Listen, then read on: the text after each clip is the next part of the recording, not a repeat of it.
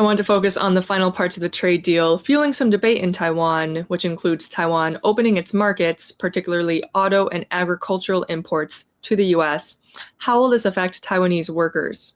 If U.S.-made car, export to Taiwan increase in the future, of course, that will crowding out the space of the domestic automobile industry in Taiwan. Okay, of course, that may jeopardize employment opportunities for the automobile employment. We have to be very, very careful, and the government should take care about alleviate the damage, how to provide more, assistance to the domestic automobile industry as well as the domestic automobile workers. The final document lacks new details about Taiwan's promise to invest as much as $500 billion in U.S. chip manufacturing.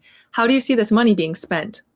I think majorly it involved, in the TMC additional investment in the U.S., also the supplier of the semiconductor supply chain. I think not only the chip making firm, for example, TMC has to make more investment in the U.S., but the other suppliers of the TSMC also have to commit to investing more in the U.S. Okay, this is a whole supply chain. I think that is a so-called a cluster, investment, not a single firm investment. The infrastructure and the factory and the related facility and the supplier support and the whole investment amount the U.S. anticipate, the U.S. can reduce the dependency on the Taiwan semiconductor industry to build up their own capacity in the U.S. continent.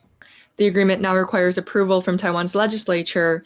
What details of the deal do you see Taiwan's opposition parties becoming most sensitive to? The traditional sector and the agricultural sector. So those two sectors hire a significant proportion of the Taiwanese labor.